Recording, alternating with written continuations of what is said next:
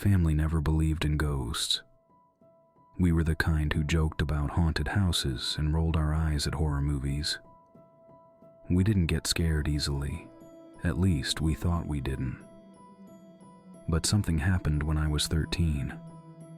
Something I still can't explain.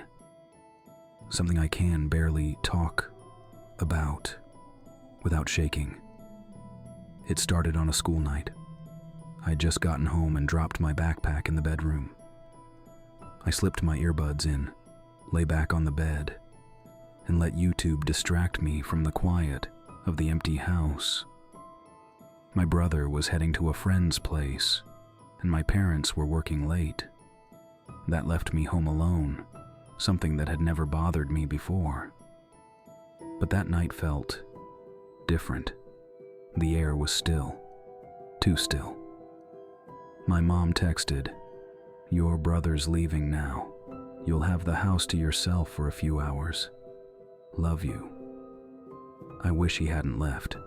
At some point I paused my video and walked to the bathroom. It was silent in the hallway. The kind of silence that felt heavy, like something was listening. The bathroom light buzzed faintly as I shut the door behind me. The sink dripped rhythmically. Drip, drip, drip. I was just about to flush the toilet when I heard a loud, violent thud, like someone had thrown furniture across the room. It came from my brother's bedroom. I froze. I listened.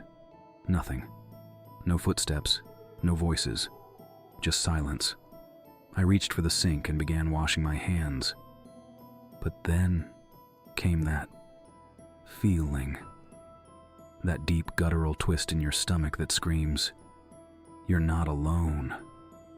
The bathroom door didn't have a lock, but I quietly turned the knob and held it closed, pressing my ear to the wood. And then I heard muttering, low, almost inaudible. A voice.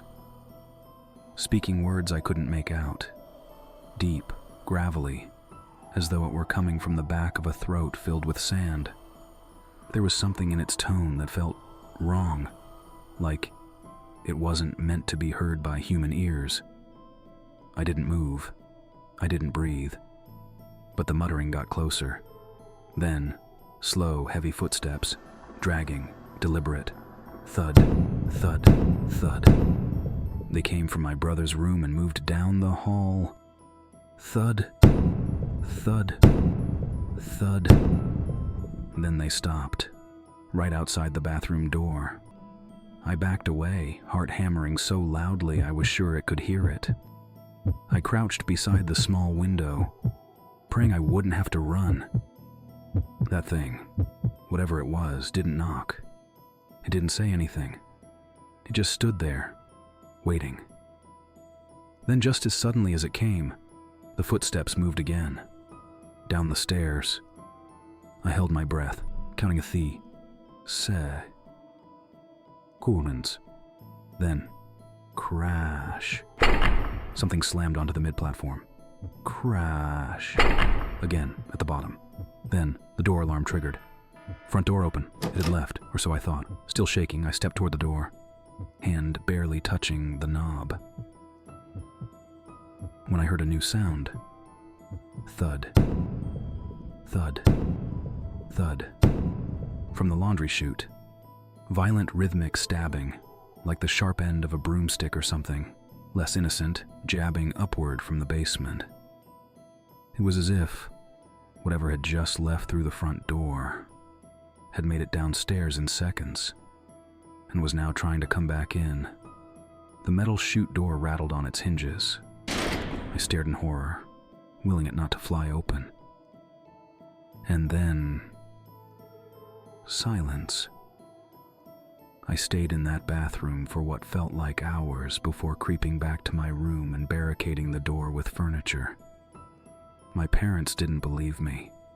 My brother laughed until I told him every detail. Then his smile dropped.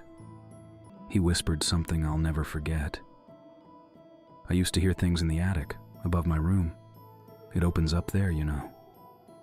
We both sat in silence, and I realized I may never know what I heard that night. But I know this. Whatever it was, it knew I was there, and it wasn't done looking.